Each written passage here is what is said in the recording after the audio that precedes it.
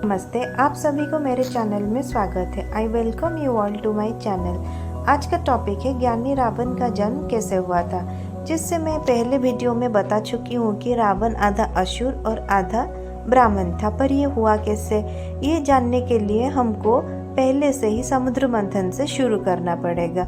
पर ये समुद्र मंथन होता क्या है, मैं ये किसी और वीडियो में आपको बताऊंगी, नहीं तो ये वाली वीडियो लंबी हो जाएगी। तो इन शॉर्ट, समुद्र मंथन के दौरान जो अमृत निकला था वो देवताओं को प्राप्त हुआ था।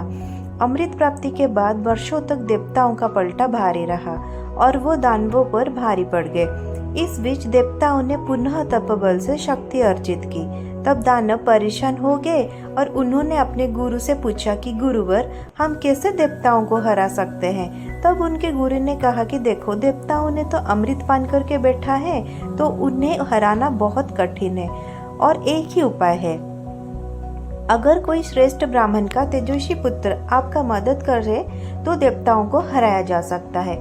उपाय जानकर दानवों ने सोचा कि ब्राह्मण पुत्र भला हमारा काम क्यों करेगा, उसके लिए हमारा साथ देना उसका अधर्म होगा और इस कार्य के लिए कोई भी तेजस्वी तो क्या, पृथ्वी लोक से साधारण ब्राह्मण भी तैयार नहीं होगा। मंथन और चिंतन के दौर शुरू हुए, पर दानवों ने एक निर्णय पर पहुंचे कि अगर हम अपनी कन्या का दान किसी श्रेष्ठ ब्राह्मण को दे दें तो ब्राह्मण को अवश्य स्वीकार करना पड़ेगा और उनका जब भी पुत्र जन्म होगा वो हमारा भांजा होगा और ब्राह्मण भी रहेगा। उससे हम पालेंगे, शिक्षा देंगे, हमारे अनुसार चलेगा और जब भी मर्जी हम उसको देवताओं के अगेंस्ट भिड़ा देंगे। तब एक दानव बोला, कन्यादान वाली तो बात ठीक है, पर दान कैसे दोगे? ये रीति तो हम दानवों का नहीं है। ब्राह्मण कन्यादान कैसे और क्यों स्वीकार करेगा? देवताओं वाली रिचुअल्स हम नहीं कर सकते। अन्य दानवों ने कहा, बात तो सही है और निर्णय का सोच समझ करके लेना चाहिए। तो रात को एक दानव अपने घर बहुत परेशान बैठा था। तभी उसकी पत्नी और पुत्री ने चिंता का कारण पूछा। तब उसने उनको ये सारी बात बतलाई। उसकी पुत्री का नाम था केकेसी। उसने कहा, पिताजी, दानव कन्या का विवाह श्रेष्ठ ब्राह्मण के साथ, इसकी आप चिंता ना करें। मैं श्रेष्ठ ब्राह्मण विश्रवा को जानती हूँ, जो आर्यव्रत प्रदेश के पास जंगल में ही अपने शिष्यों के साथ आश्रम में रहते हैं। वो अपने शिष्यों को बहुत शांति के साथ अध्ययन कराते हैं। मैंने उनको देखा है, उनका ज्ञान भी बहुत श्रेष्ठ है, ऐसा मुझे लगता है, क्योंकि कई बार छुप छुप के मैं उनको सुन चुकी हूँ। अगर पिताजी आपकी आज्ञा हो तो उनके पास जाऊंगी और उनसे प्रार्थना करूंगी कि वो मुझे अपनी पत्नी के रूप में स्वीकार करें। मुझे पूर्ण विश्वास है कि वो मुझे अवश्य अपनाएंगे। मैं उनके स्वभाव से परिचित हूँ। पुत्री केकेसी की बात सुनकर उसके माता पिता बहुत प्रसन्न हुए। पिता ने अपनी पुत्री को कहा कि पुत्री, तू इस दानव कुल की रक्षा और भलाई के लिए सोचा तो भाग्यशाली और धन्य है। कल मैं सभी से इस बारे में चर्चा करूंगा, तब तुम्हें अपना निर्णय दूंगा। दूसरे दिन केकेसी के पिता ने अन्य सभी दानवों के अपनी पुत्री केकेसी द्वारा दिया गया सुझाव बतलाया और सभी बहुत खुश हुए। केकेसी को आज्ञा दे दी गई।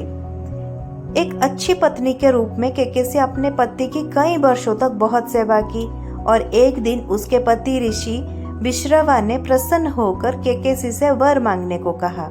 केकेसी ने अद्भुत और तेजस्वी पुत्र की मां होने का वरदान मांगा, जो देवताओं को भी पराजित करने का ताकत रखता हो। केकेसी ने एक पुत्री, पत्नी और मां के रूप में मर्यादा का पालन करने में पूर्ण रूप में सफल रही। अपने माता पिता की चिंता को दूर नहीं किया, अपितु उसके बाद पति सेवा का तब भी किया। समय आने पर उसने एक अद्भुत बालक को जन्म दिया, जो 10 सिर और 20 हाथों वाला था और वो बच्चा अत्यंत तेजस्वी और बहुत सुंदर बालक भी था। केकेसी ने ऋषि से पूछा, तो इतने हाथ इसको क्यों है और सर भी इतने सारे हैं? तो ऋषि ने कहा कि देखो, तुमने अद्भुत पुत्र की मांग की थी, इसलिए अद्भुत अर्थात इस जैसा कोई और ना हो, ठीक वैसा ही पुत्र हुआ है। उसके पिता ने नामकरण के दिन ये अद्भुत बालक का संस्कार किया और नाम दिया रावण। रावण अपने पिता के आश्रम में बड़ा हुआ और बाद में उसके 2 भाई कुंभकर्ण तथा विभीषण और एक अत्यंत रूपवती बहन सुपर्णखा भी जन्म हुई थी। तो ये था रावण जन्म का कहानी। इससे और भी बहुत कुछ टॉपिक में डिस्कशन करने के लिए do subscribe to my channel. Thank you for listening to me. Thank you very much.